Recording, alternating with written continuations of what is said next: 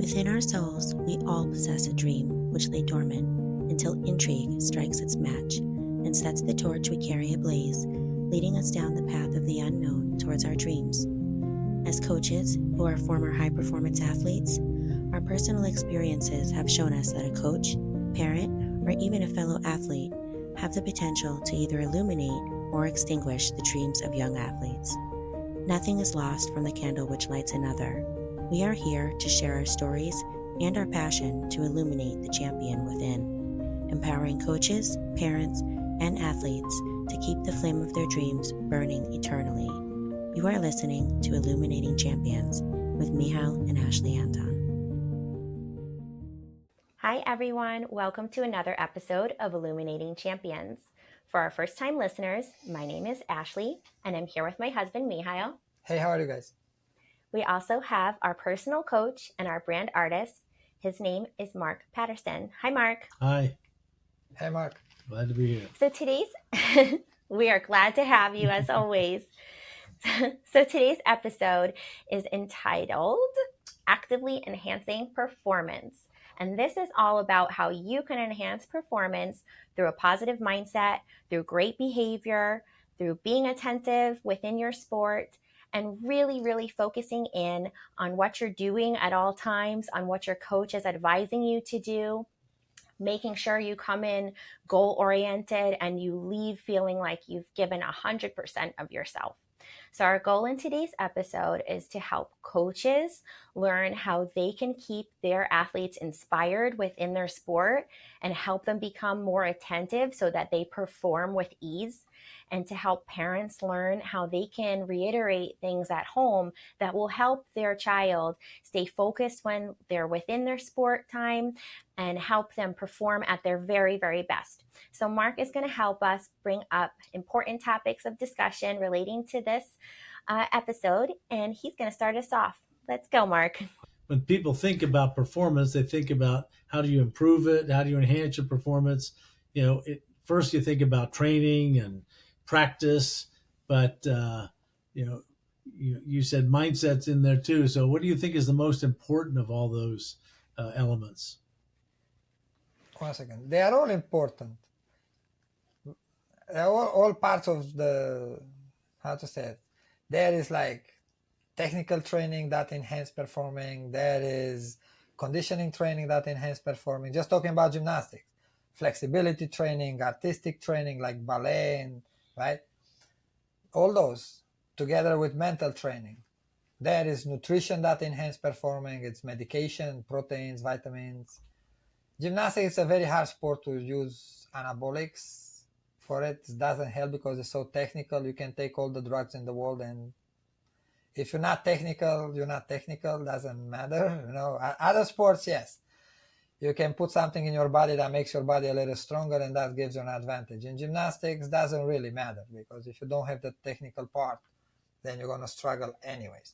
But one of the most important out of all those things that I said is the mental, because in the end of the day, you can take all the drugs in the world, and if your mental is not strong, you're not going to perform well under that stress of competition. Then you're not going to see the results of cheating. Mm-hmm.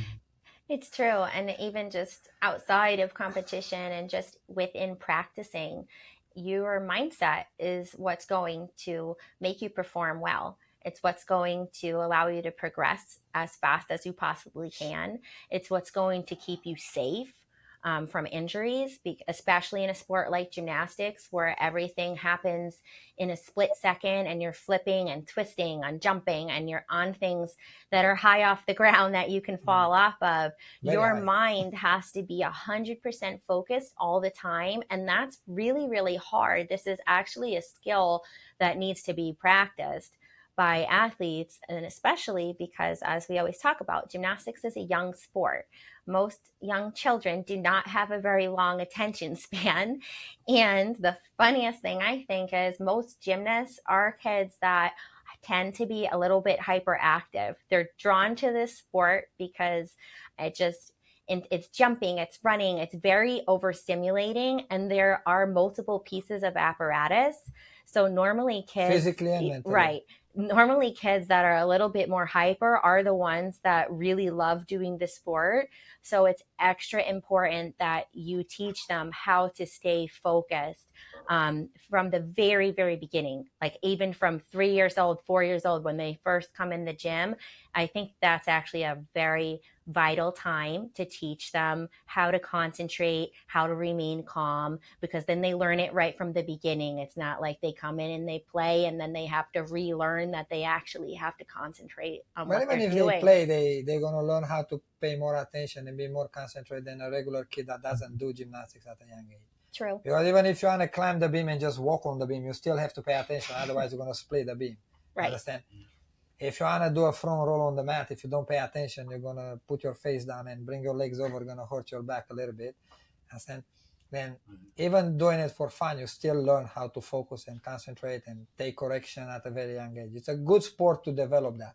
Especially because, like she said, with gymnastics, besides they are young, and she enumerated all those things about their mental, because they are young, they are forming their mental. Understand? Their mental is not developed yet.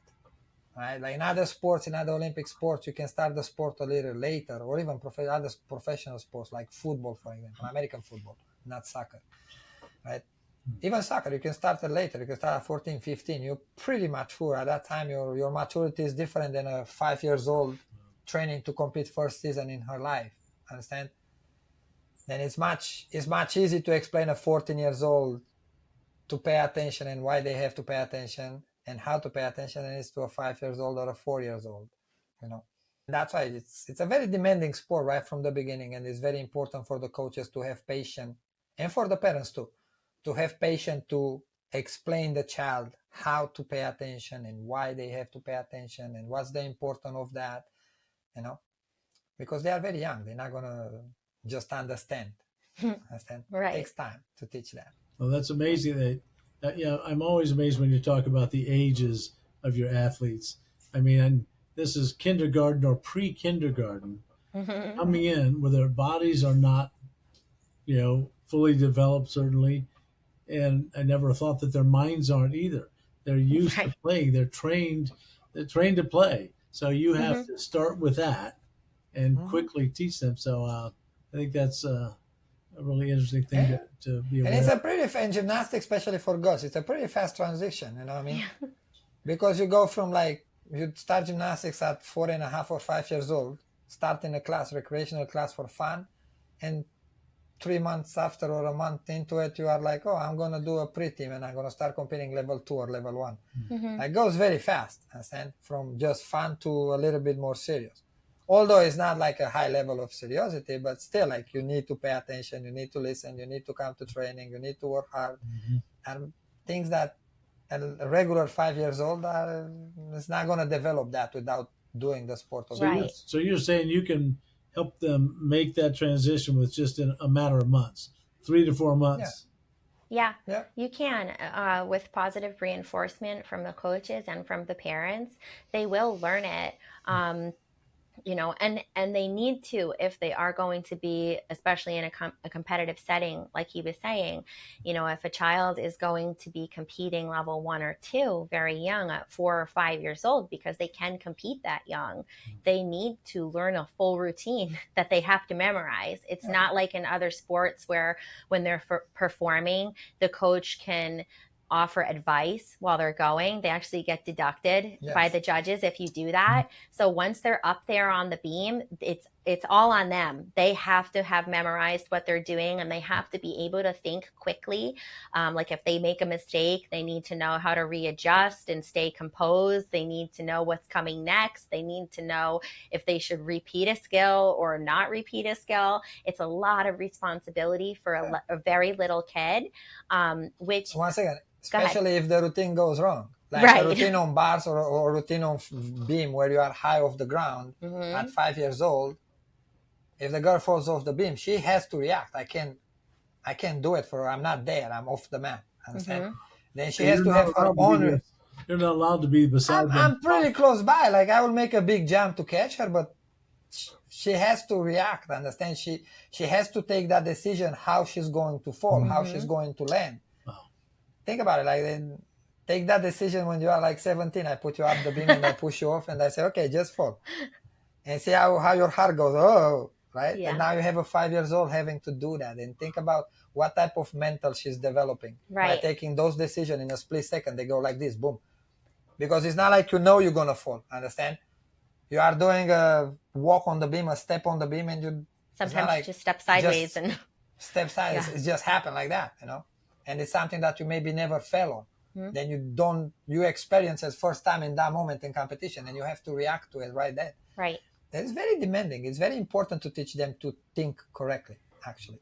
Right. So then when we're looking at them getting ready to go into competition, you want to set them off on the best foot forward, and you do that in training. So that's when, like, those last couple months, like we're in right now personally, like right before competition season is starting, you really have to hone in on their mindset with being positive, having a positive mindset, but also having a focused mindset, because it's their first time in their life. Even if they're a little bit older and they've never competed before, it's the first time that they're really that responsible Yes. for performance. I mean, they are in academics, but it's a little, I don't know, it's different having experienced let's both. say maybe academics at that age for them, I don't want to exaggerate it, but I think it's 100 times less than. Well, some kids don't have tests yet, depending on the age. Like they're not being tested. Then the they're, athletic demands in gymnastics comparing at that age. Right, that's a test. Like going of to school at 5 performance. years old and being in a class, it's not even comparing with coming to regular practice for gymnastics. Mm-hmm. The mental demands that you have. Understand? That's why I told you in past episodes that sports in general, that at very young age, competitive sports, are very good in building a strong individual for academics too. Because by the time they start in school, they start having those high demands on performing, right, academically. They are already used to those performing from sports. True. Understand?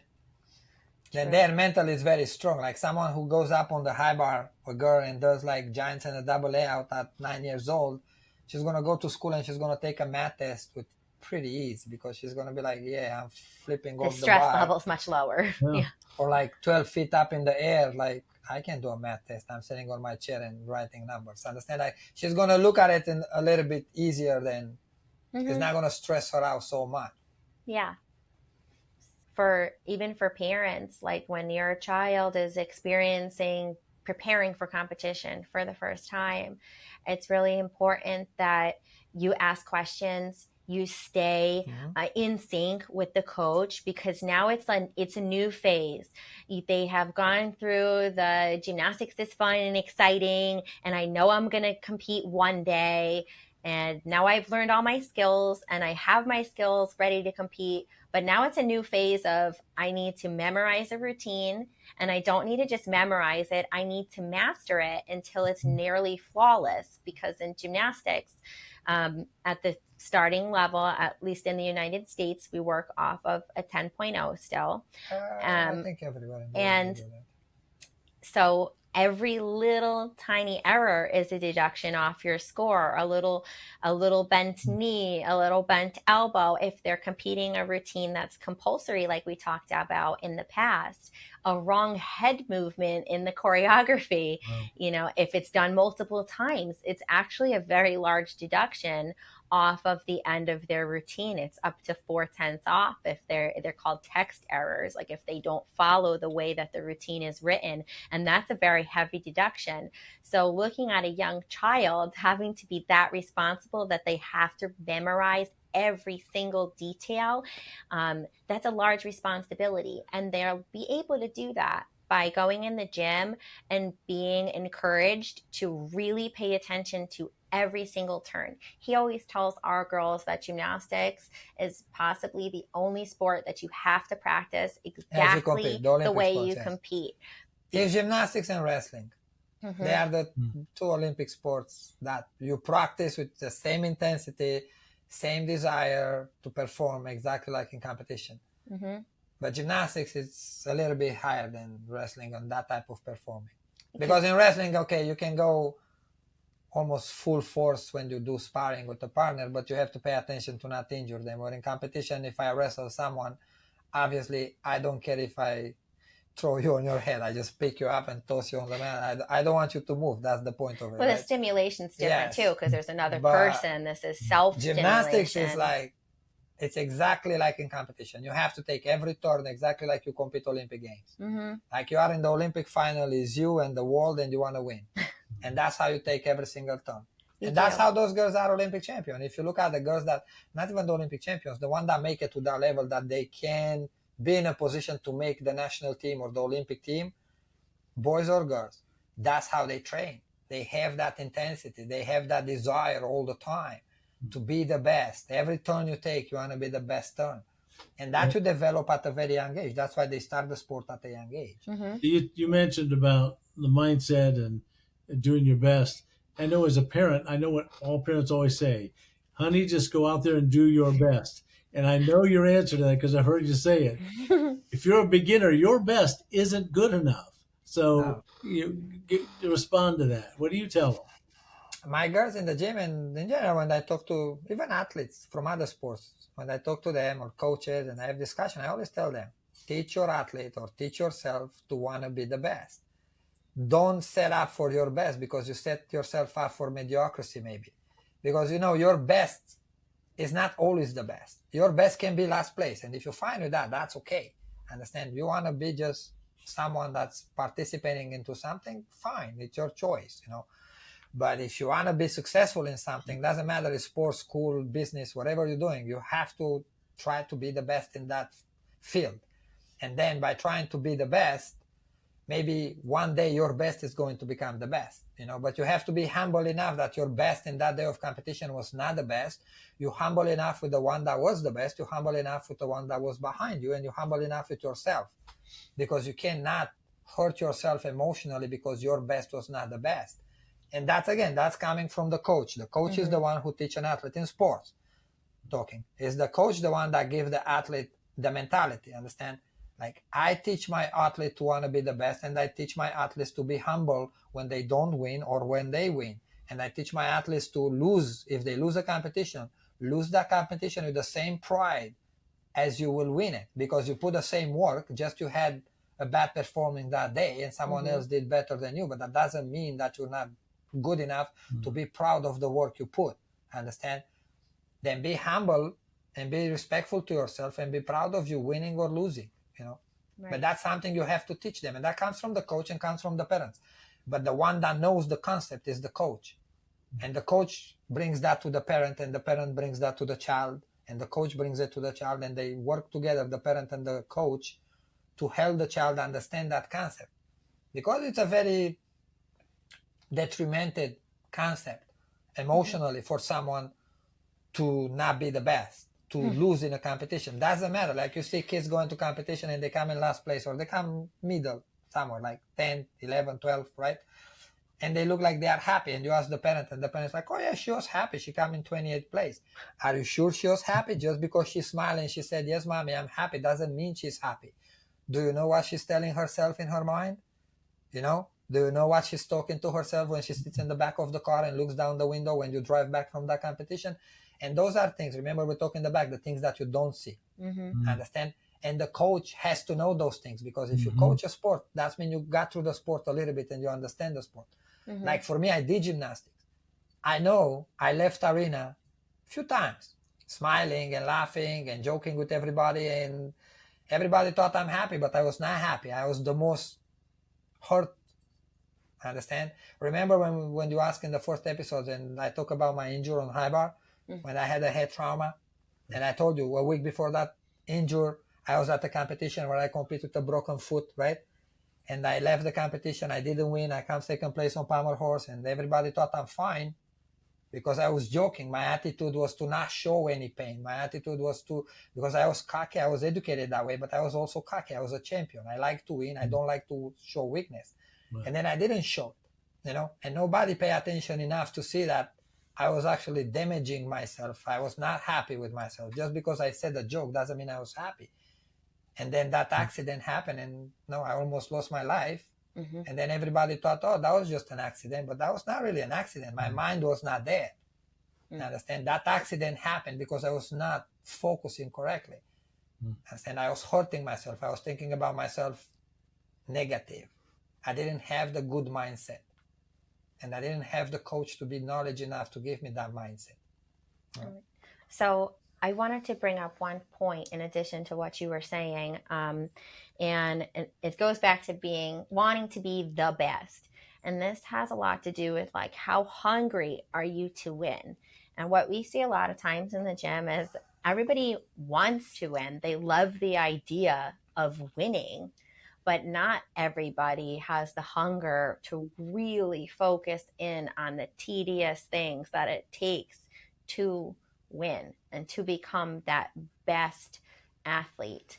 So that's why we wanted to have this episode, because without that tedious desire, you don't become the best, and you also don't become your best. And of course, we want everybody to be able to leave their sport, leave their practice, and leave their competition feeling like, you know what, I gave 100% of myself. I gave myself the best opportunity to be the best one there. And then I think it's always a little bit less painful, knowing that you gave it your all and you just, it wasn't enough to win that day. I think the pain of regretting that you didn't try hard enough and then you didn't win on top of it is a little bit more painful. That's just my opinion. No, it is. It's natural. Because it's like two things to feel bad about. So for me, I would personally prefer to know I gave it 100%. So I think going into this subject a little bit, I think in gymnastics in particular, it's really important that coaches and parents help the athlete realize that they have to focus on the details all the time. You always say to our girls before they start every trick, stand like a gymnast, which sounds so silly to say, but all of a sudden in their mind is the gymnast they watch on TV, and all of a sudden you see their whole posture change. They stand up straight, their chin's up, everything down to like their fingers are tight. It's a full body change, and it has to be like that for every single turn, because if you don't do that every single turn, then it's like playing your odds with the lottery. You have less of a chance to perform it the right way and the way that you want it to come out during competition, because it does become a muscle memory, but it also becomes like a mental habit of being able to focus and move at the same time. It's like that mind-body connection, which is very hard to develop. We talked about this before, like feeling what your body is doing while you're flipping, and it's all happening in a split second. So really focusing on key points of each trick while you're completing it is going to allow the gymnast or the athlete to be able to execute that in competition, especially when it's a performance-based sport like gymnastics or figure skating, dance, something where it's really a performance. It's not, you could drill in soccer and team sports and things like that, but it's more active. It's more change, it's more variable. But an artistic performance, the more you really, really focus in and practice, it's going to come out the way you want it to when you compete it. I just as you were talking about that, the head moves and everything, I imagined a football player running down the field, turning just the right way and going up to catch the ball and having his toes pointed and his head at the right angle. It's impossible to think of that. Yeah, when you compare it like that. Yeah, but you see, like, when I come to America, I learned a phrase here, and I like the phrase actually a lot. But I don't like it because it's used just without the value of the phrase. I don't know if I explain it correct. I'm going to say the whole thing now. The phrase is like, you can do it. Understand? When you tell someone, you can do it. And I always tell people, like, when I come to America, I had a little bit hard time with that to understand, because for me, I'm like looking at the kid that I'm like, she needs help to do that back handspring. And you told her she can't do it. Like, she's going to go now, try to jump on her head. Like, don't give her fake impression. Understand? But do explain the girl or the boy yeah, you can do it, but this is what we have to do in order Mm-hmm. for you to can do it. Understand? Then you have to, that phrase is so good, so powerful, but you have to explain those little kids what's coming with. Understand? They have to understand that if you want to do something, yes, you're capable of doing it, but you have to put the work that takes for you to achieve exactly what you want to do, and explain them what that work is and guide them correctly through it. Mm-hmm. Don't just tell them, oh yeah, you want to be a, I don't know, a mathematician, the best in the world. Yeah, you can do it. Okay, they can be, but help them to understand what takes from them in order for them to become the best mathematician. Right. How much they have to study, what they have to study. Understand? Mm-hmm. You want to be the best swimmer in the world. Yeah, you can be. Also, you have to have the physicality, because let's be honest. If I go to swim, and I'm a good swimmer actually. You are good. I'm a good swimmer, good diver. Like, I'm very good at it. But if I go to swim against a guy like, not Michael Phelps, you're 25th place in America, I'm going to look like, I don't know, like, let's get an animal that cannot, I don't know, find something that cannot swim. You know what I mean? Very slow. Like a snail on the water. You know what I mean? Like, no, because why? I don't have the physicality for a swimmer. Yes, I can swim. Athletically, I can move correctly in the water, but I'm 5'10". Right. Maybe if I put high heels on, you know what I mean? Like, I'm like short guy, like short arms. I don't have a long range to, like, I don't have big legs, long legs, big foot. Like, you know, Michael Phelps, I think like one of his foot like this is like two of my feet together. Understand?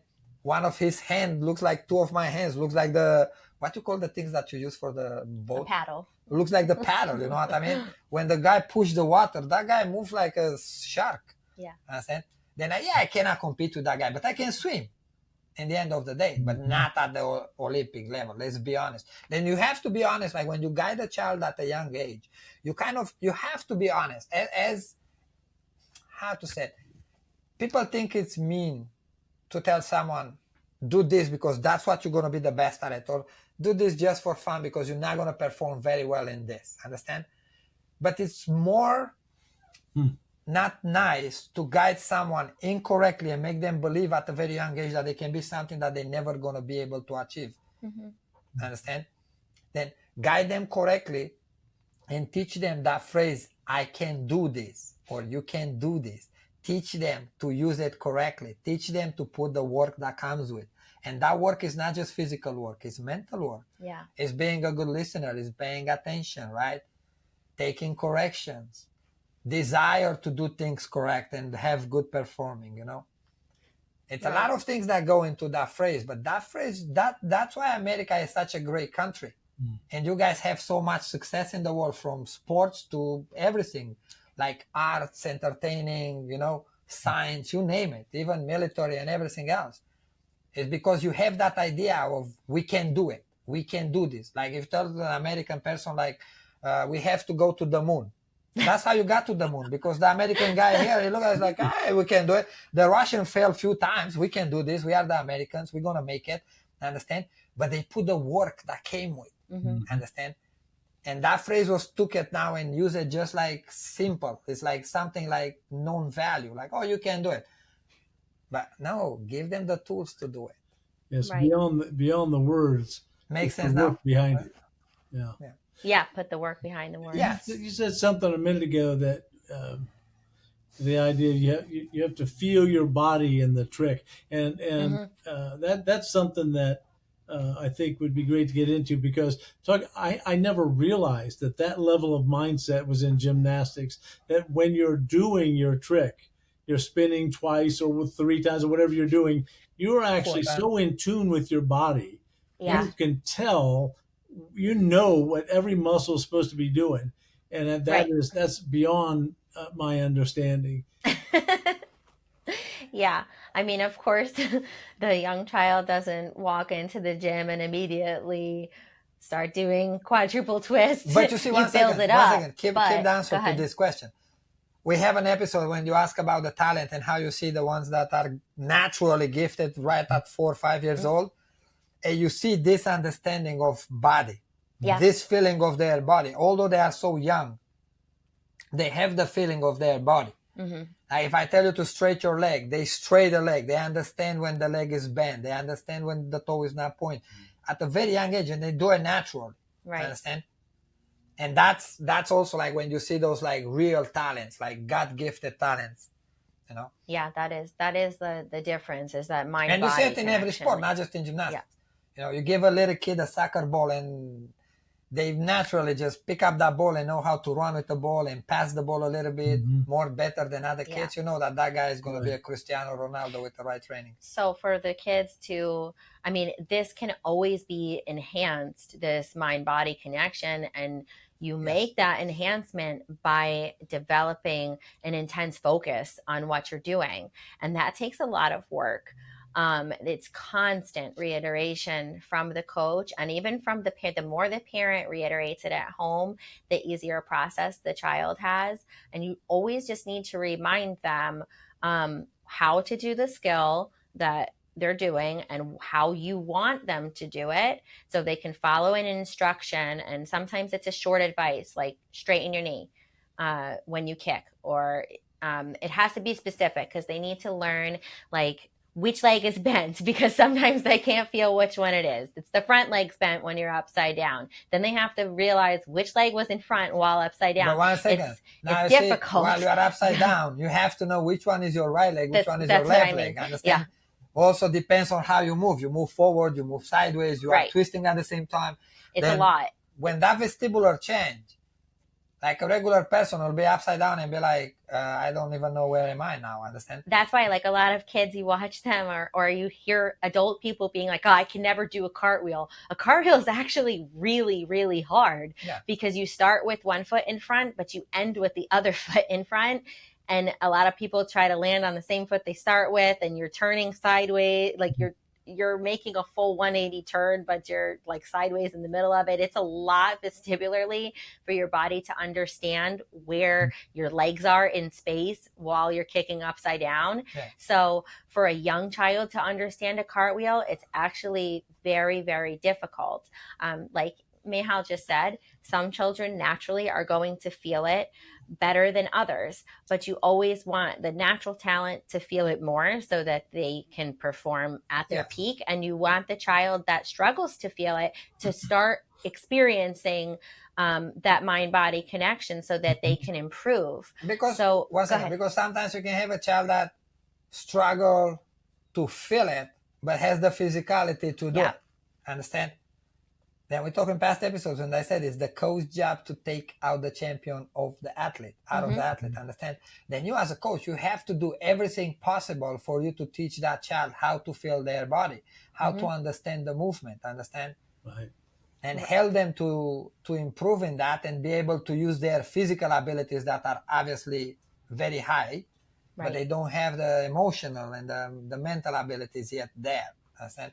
Yeah. Because they are very young and you have to work on that. You have to teach them. You cannot just give up on them because it's like, she doesn't understand.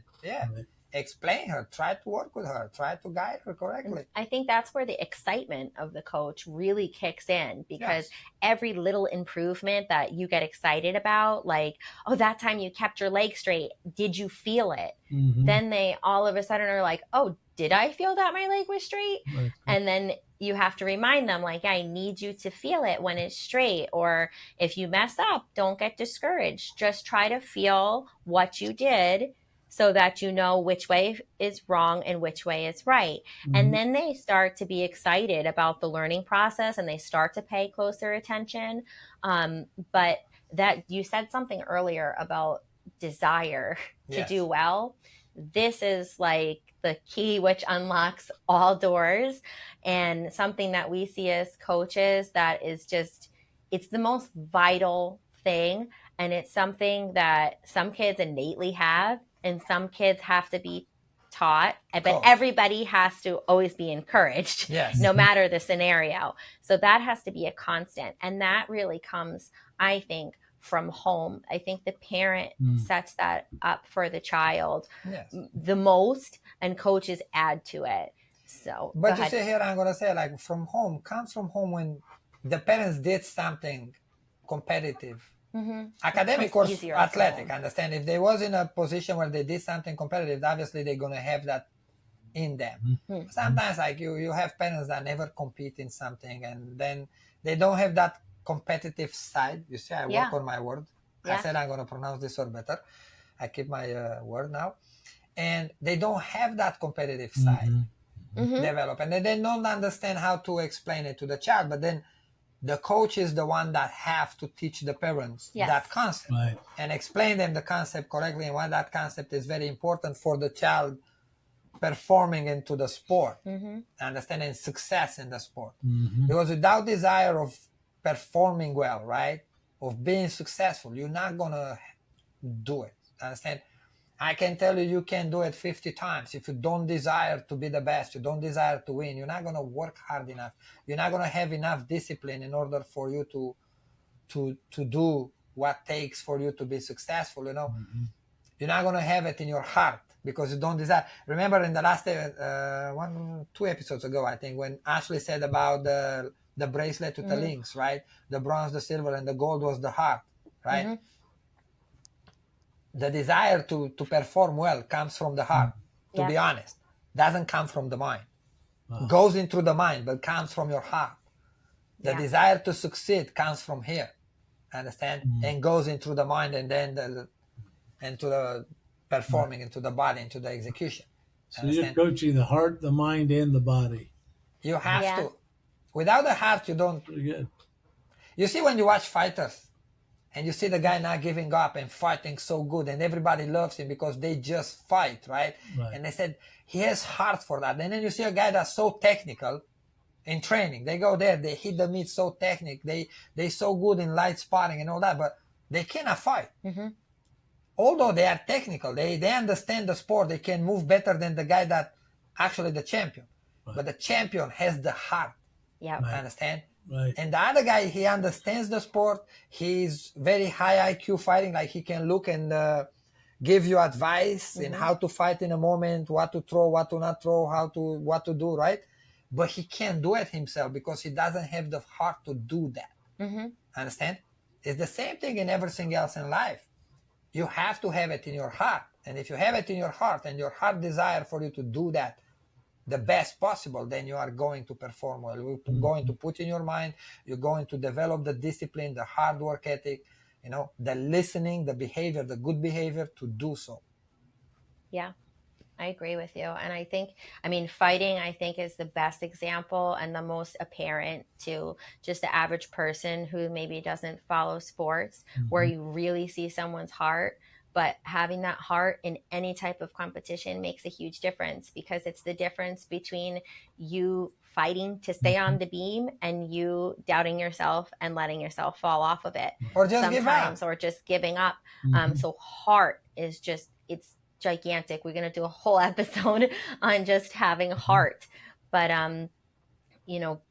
going back a little bit to developing that desire within someone when it's not innate, I think it's just really positive reinforcement is the best thing that you can do, and being celebratory of every single improvement. You need to get the child excited when they do well, and you need to get them to feel good about themselves and feel like, hey, I like doing good. I like listening well because I perform better. Yeah, because and then you I show learn them more. the both sides of it. Understand? You have to explain correctly. Like we talked from the beginning about like how young the girls are, the boys or the girls doing gymnastics, and they are so young that obviously they're not going to have the most mature behavior and the most mature thinking process, right?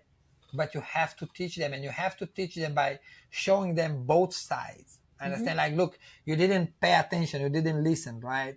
And you fell off the beam. Now look, breathe a second, listen to my correction. Try to visualize. I show you how to do it correct, right? Now let's go back on the beam and let's do it the way I tell you. Let's focus just on that, nothing else. Then she gets up on the beam and she walks across the beam perfectly. She doesn't fall.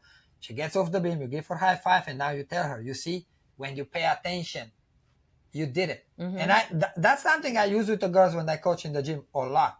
Like all the time. I use their mistake as a positive example, because I give them a correction on that mistake, and then they pay attention to the correction, and then they execute correctly. And I use that to reinforce them, to show them the tool of thinking correct, the tool of listening and processing things correctly, mentally, understand? But I do it in the moment. I don't run away from, oh, she did wrong. I'm not going to tell her she did wrong. I don't want her to feel bad. No, I'm going to tell her, like, look, why did you do it wrong? And I ask them, why did you do it wrong? You tell me why you think. And whatever you think, it's correct. You don't have to think to give me an answer that you think I want the answer to be, understand? Right. You give me your answer. You are 8 years old, 7 years old, 6 years old. You give me the answer the way you think it. And then they tell me, and based on their answer, I give them the right answer. And if the answer was like, you didn't listen, you didn't pay attention, I tell them, no, you didn't pay attention. Look, you was talking with that girl, you got up on the beam, and you tried to run across, and you fell. Now, let's go back to the beginning of the beam, and let's pay attention. And then when she did it correct, I tell her, you see, now, do you think you got better in 5 seconds? No. It's not like you improve in 5 seconds. What you improve was your focus. The only thing that improve is not physical. It's here. You pay attention, and then they take, one time you explain them like that, 2 times, 3 times, 4 times, that becomes a tool that they go back to it when they have bad performing. Understand? Because they remember the good performing. Make sense? And now every time they have to perform something, they're like, okay, I have to go in that focus mode when they listen to this. Right. And then their desire to do well grows, and it becomes like a whole catalyst of their performance. Right. And that's when you really start to see the big changes. That's when you start to see them realizing what it takes to be the best and attain their best. And that's when you see them starting to be hungry to be the best. Especially when they're gearing up for competition. And this is like, again, a vital time that you make sure that they understand all of those aspects, because you're getting down to like the really nitty gritty details of what you're doing. You have the foundation, but now you need to master it. And those are they're two different things. Right. Yes. And you have to use examples to teach them at a very young age. You have to use a lot of examples as a coach. Wow. It's your job as a coach in the end of the day to teach them to pay attention and listen, you know. Okay, work with the parent too, but it's your job. You are the coach. You're the one that understands the sport. Whatever the sport is, you understand the needs of that sport, the physical needs and the mental needs. Yep. Then you have to bring that to the athlete, and you have to bring that to the parents, to the family. Right, and explain them correctly. The athlete has to understand from the athlete point of view, and the parents has to understand from the parent point of view, you know. So you're helping everybody. I mean, you're helping the parents to understand things that they didn't understand if they didn't have the advantage of going through sports and competitive. Right. Yes. But you're also your title, Illuminating Champions. You're giving these young athletes skills they can take through the rest of their life to learn how to listen to their body, their mind, and the importance of hard work. It's is an astounding benefit you give to young people in life. Yes. Yeah. Hard work done correctly. Yeah. Because you see, that's what she says something about desiring to perform good, right? That was right. You see, you have kids that they're like, oh, I'm coming in the gym and I'm going to do my training, but they don't care how they do the training. But they're going to do the training. Understand that? Right. If I say, okay, go do 20 VFs, they're going to do 20 VFs, but they're going to do them wrong.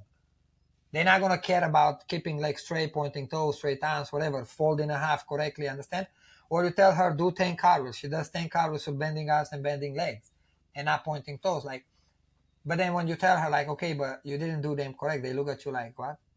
I said, no. You have to have hard work done correctly. Because you see, like, you have that saying, like, success is made by hard work. How is it? Hard work makes success. It's something like this, or a common one is practice makes perfect, which is not practice really makes true. Perfect, but it's not.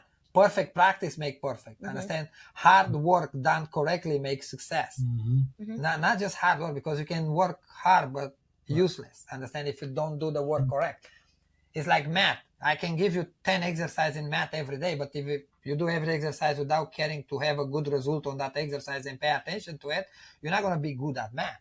You're going to just be bad at math, but you still work very hard every day. I think this is one of the hardest concepts for new gymnasts to understand too, because, gymnastics, like we said, we say in every episode, but at the beginning of this one, it's exciting and it's fun, and they want to just go and flip, and they have to learn, most of them, to take time to really think about what they're doing and feel what they're doing and have that desire to do it well, because they just think, like he just said, oh, I did it. But when you go in competition, doesn't it's matter. who It has to be perfect. executes it the most correct The is best. going to win. The word is who. One second. The word is who executes it the best. Right. That's the word. The best.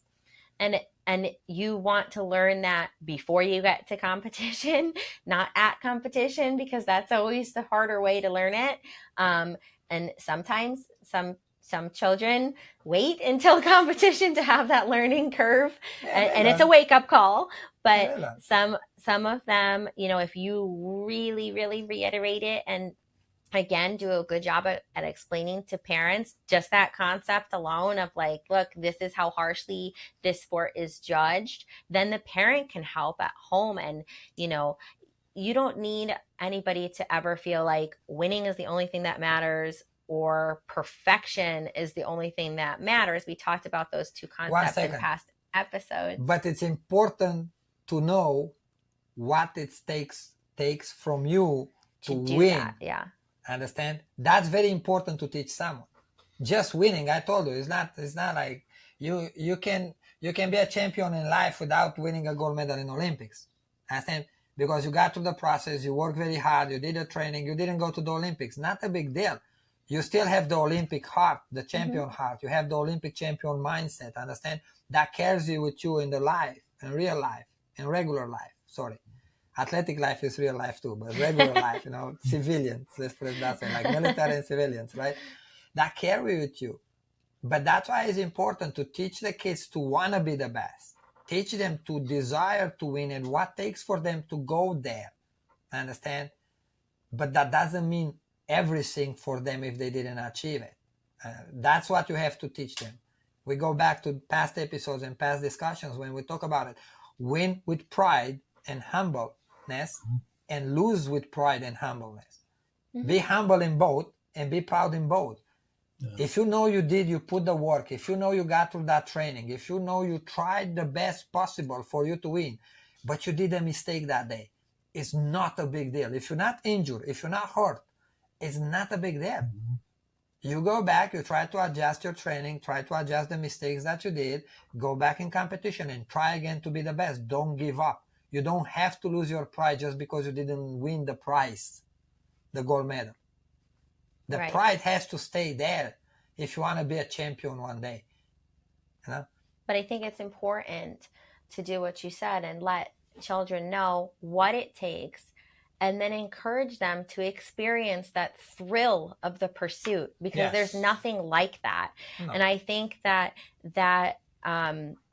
learning to give it your all and going for a big goal that you may or may not achieve because it's very difficult to achieve, and taking pride in yourself, there's nothing like that. And it's the time that you stimulate that growth mindset that carries the child through the rest of their life. Because if you don't take time to do those things, then children kind of live a mediocre life. They don't know any different. They don't know what it's like to strive for something. They don't know what it's like to give 100%. They're not going to understand that they didn't put full focus into something, or they didn't put full effort into something because the right focus, because they've never work. had to do that. So I think that sports are a great way to allow somebody that that sensation and to build off of it for the rest of their life. Because sometimes, like for example, I have a girl now, she just moved to my gym. And if you ask her if she's a good gymnast, maybe today she's going to tell you yes. But when she came, she said no. I asked her, like, what's your opinion of your gymnastics career? Like, not that good. And the child is very talented. Yeah. She's very good. She could be like an elite gymnast with the right training, understand? She's a little bit older. She's a little bit behind now, but she didn't get the right training, understand? She didn't get the right mindset for her. Then she believes that she's not good when she's actually good, but she doesn't know that she's not good because she didn't do the right thing, understand? She didn't do what we talk when we talk about work, hard work done correctly, right? She didn't do that. She did work hard. but she didn't work hard correct. Mm-hmm. And then in her mind, it's like, yeah, I work hard and I'm not good. I'm not the best gymnast. I'm not scoring high because I'm not good. No, it's because you did the work incorrectly. Mm-hmm. You didn't point your toe. You didn't straight your leg. You didn't do this. You didn't do that. Understand? And now when she started doing the training the right way, she started realizing all of a sudden, it's like, oh, I can do this. I can be better. I can do harder tricks. I can desire to be a higher level. Understand? Right. But everything is coming out of what? It's her mindset. We change her mindset through the correct work. Understand? Yeah. We give her the right work and explain her, this is the way I want you to do it because of this. Now she sees the outcome. Now she doesn't doubt herself. She believes in herself. Understand? And that's why it's very important to work with them correctly. You know, and explain them correctly every single aspect of the process that they go through. You know, I tell my girls in the gym all the time, I want you to be gymnastics intelligent. I talk a lot in practice, like a lot. I sit down, I talk to them, I explain them for that reason, because I don't want them to be robots. I don't want them to do mechanically just. I want them to understand why they do it and why they are doing it. I understand? And then whatever level in gymnastics they get, they are so smart and intelligent athletically that they can transfer that in academics. Understand? And then their school gets better. Then they can go in life and be something bigger than they ever dreamed to be. And that's my goal. I don't care, like, yeah, I want to make an Olympic champion, but guess what? If one day one of my girls that compete, I don't know, maybe let's say excel gold, like medium level, she becomes one of the best surgeons in the world, and she comes to the gym and says, you know, Mr. Michael, thank you for teaching me to work very hard. She's gonna call me Michael at that time because she's old enough to call me Michael. That she's gonna be like, you know, I go to school and I desire to become this, and I work very hard during college because you guys teach me in the gym how to want to be the best. And today I'm the best surgeon in the world. I would be like happy like she won the Olympics. Yeah. Because in the end of the day, sports, how to explain correct in English?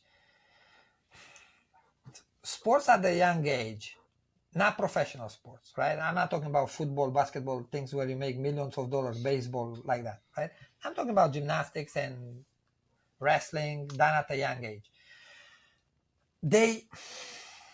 You have an opportunity to go to the Olympics, but that's for few. Understand? Let's be honest. Not everybody, because it's coming down to natural. It's a lot of things that have to be on the same little rope that goes over the Niagara Falls for you to make it. Understand? But if I can build you as a strong person from physicality to mentality, that's what I want. And that's what those sports are there for. Can I improve your academics through sport? Because I teach you how to want to do things correct, because I teach you how to not give up, because I teach you how to desire to be the best, then I'm going to be happy as a coach, because guess what? You're going to be a part of the society that's going to be better, because now you're going to be a better adult. You're going to bring value to the society, and I was part of that. And every coach is part of that, like the teacher in school. The teacher in school does the academics. The coaches in sports, they do the mental, they do the physical, understand? And the emotional. And you build up before they are getting, I told you, academics is 100 times less than athletic at a young age. The difference between the gap between the pressure and the demandings and the determination you need for athletic is much higher than academic. Then by the time their academics becomes complicated, if you teach them correctly in sports, they are going to perform very well in academics because they have a strong mentality. I agree. No, I wish I'd had a coach like you when I was young. I did sports, little league, midget league, pee wee league. I never had a coach. I never had a good coach. I had somebody's dad who got off work early enough to say they would coach the team. But nobody had the heart, the desire, the knowledge, the spirit. And I envy the kids in your class because they're getting something they don't know. They may not appreciate it, and I just want they may not appreciate it for years, but hopefully they will. And I think the parents need to appreciate the unbelievable broad spectrum of benefits of working with a coach like you guys. Um, it changes that. That's the whole idea. You're bringing out champion lifestyle for people. Yeah. Well, that's, we hope and pray that every day because that's where our heart is in coaching. And we can only just give our best to do those things.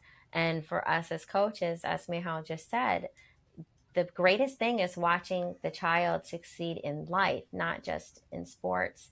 And most parents going into sports, especially if they've never been involved in sports, they don't realize all of those tremendous benefits that come along with learning a Mm-hmm. sport. So that's part of why we're doing these episodes, to help people realize, like, this is more than just time spent in a sport.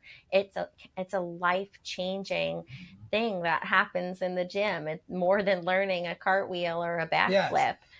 Go One ahead. second, because you see, like what I tried to say it before was that if you do the sports correct as a coach, if you coach correct, you can teach someone to be a champion, to have that champion mentality, that Olympic champion behavior, right? Like I said before, without going to the Olympics, without winning that gold medal, Mm-hmm. right? And then you give that chance to everybody that goes through your Program. gym or program, whatever type of sport is, right? You build that mentality on every single child that you have in that program. Mm-hmm. Not just on the one that you look at it and it's like, oh my gosh, this is the next Simone Biles or Larry Right. Reisman.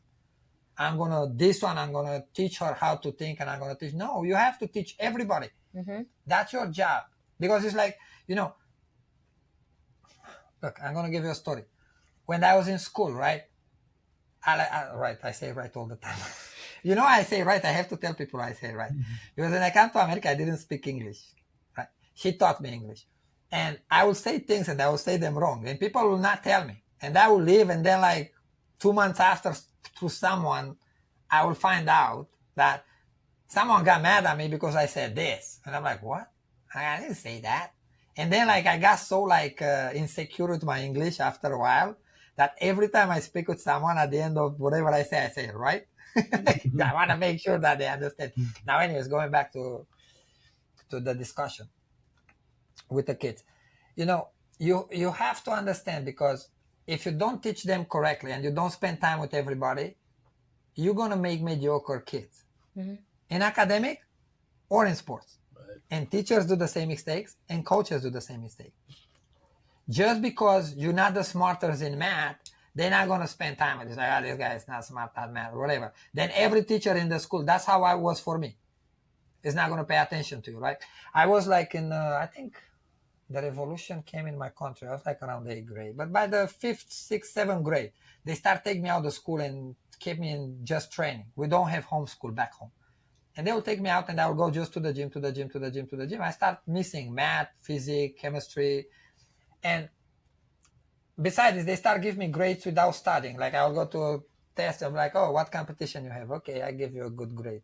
And then I'm going to be honest, I become lazy. I become from like a good student academically to like struggling, right? But they will pass me classes just because I was an athlete, which now as an adult, I'm going to be honest, I hate it because I'm very smart, but I never use that academic side I have because they never believe in me. Understand? Mm-hmm. Because if my math was not perfect tense, then the anatomy teacher look at that and they treat me as, oh, he's not a good student. He got a 6 on math. Like, I'm not, like, whatever. They do not pay attention to me. The history class, the historian teacher, same thing. And I like history. And I'm actually very good at history. They never will pay attention to me to develop that side of mine, that attraction that I have towards history or anatomy. Like, I like anatomy a lot. But I study anatomy on my own, not in school. The teacher in school didn't teach me because they didn't care about me, because I was not a perfect 10 in math, and I was not a perfect 10 in literature or geography because I missed classes. And then they treat me as a mediocre student. Understand? The same thing they do with sports, especially gymnastics. You look at a girl and she's not that good at beam and floor, then you don't coach her at all. Like, whatever, this girl doesn't understand. Then yeah, you make her mediocre. Mm-hmm. You have to change her mindset. You have to make her believe, understand that you can do it. You go back to that phrase. But for you to do it and achieve it, this is what you have to do. You have to study. You have to work hard. You have to do things correct. Give them the tools to learn. You know, I was robbed when someone steals from you. Robbed. Yeah, I was robbed in that system from the academics. If I look back, Sure. you know, I could be a smarter individual. I could be more. I could have a higher education. Boy, that's a great Because term you used. I love that a bad coach or a bad mindset robs you. It robs you Yes, of your future potential. That's a much stronger way to look at it. Because, you know, when I was a little kid in school, when I was 12, 13, I thought I'm stupid, to be honest, because that's all I heard my teacher tell me. Like when I did a test in math and I got a lower grade, like a 5 out of 10. We have 1 to 10.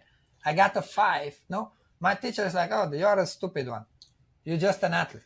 Understand? You tell me that 1 time, 2 times, 3 times. Yes, I'm stupid. Believe it. But they didn't explain me like, "Look, Michael, you missed 3 months of school. We understand you train gymnastics and complete gymnastics, but look, those are the exercises and the formula I want you to learn and study." They didn't do that. They didn't give me the tools to get better at it. They berate me because I was not good already. Yeah. Understand? I was not keeping up with the class. And then obviously after a while I was like, yeah, I'm stupid. Okay, it's fine. I'm going to be stupid. You know, I didn't believe in me because the teachers didn't believe in me. And it's the same thing in sports. When the coach points out how not smart you are, how not talented you are, how not strong you are, you know, how not ready you are, you know, because that's, you know, like, think about it, you work with a very young mind, then you can influence it. Yes. Understand? And you have, as a teacher or as a coach, you have that psychological tool that you can use it positively to help them develop strong mind. Understand? Strong behavior. Or you can use it negatively to ruin them, to hurt them. Right. You know, and that upset me a lot because I'm going to be very honest and very, very straightforward with this. The coaches, and especially in America, and that's something I don't understand because this country, this culture is different than the culture I grew up in. Totally different. And when you hear coaches telling a parent in gymnastics talking, right? Oh, your daughter is not strong enough to do that. Oh, she's not good enough for that. She's not ready. But it's your job as a coach to get her strong, ready, and good enough. Did you try to do that? Like, do your job correctly. Understand? Go out there and perform well as a coach in the first place. Help that child become strong. Help that child become good. Help that child believe she can or he can. You know? And that's what I'm going to end today with, the coach responsibility to bring the positive mindset to the athlete, because it's very easy to influence them negative. You have the tool to put the positive mindset into the athlete mind, and you have the chisel to mold that in.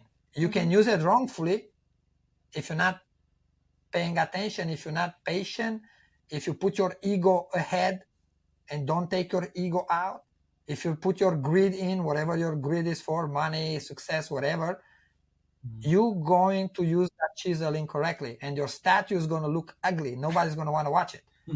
Then if you want to go be a good sculptor, use the chisel correct. Patient, no ego. Take your time. And that's how you're going to make a nice statue that people are going to want to watch it in all the museums in the world. 100 years after, you're not going to be here.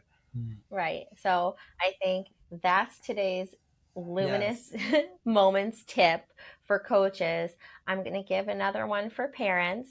And that is going to be to, in addition to talking to the coaches so that you can stay on the same page as them, reiterate at home to your athlete the value of having high self-expectations, the values of having goals. Help them learn how to make a goal at home by talking to them about how their practice went and what it is that they feel they would like to improve, and also ask their coach so that you can help implement this goal oriented mindset at home, and remind them that they're going to get out of their practice what they put into it. If they walk in the gym focused, they're going to have a better chance to do well than if they walk in the gym and they're fooling around or they're distracted. And lastly, for athletes, do just what I just said that your parents should tell you. Walk in the gym with goals. Be ready to practice. Walk in with the intent of doing the best possible that day, and walk out knowing you gave 100% effort. And then you can always be proud of yourself, because you can't ask of yourself anything more than giving it your all, and always be the most attentive athlete in the room, because that's how you're going to set yourself up for success. So, and don't be afraid to desire to be the best. Right. And don't be afraid of the big dreams. But know one thing, that those big dreams are achieved through discipline and hard work. And that's what's going to bring you to that dream becoming a reality. And don't give up on you, no matter what people tell you. So thank you so much, Mark, for your help with this episode. And thank you again, everybody, for listening. Thank you for listening to Illuminating Champions. Don't forget to subscribe to our channel and stay tuned for our next episode.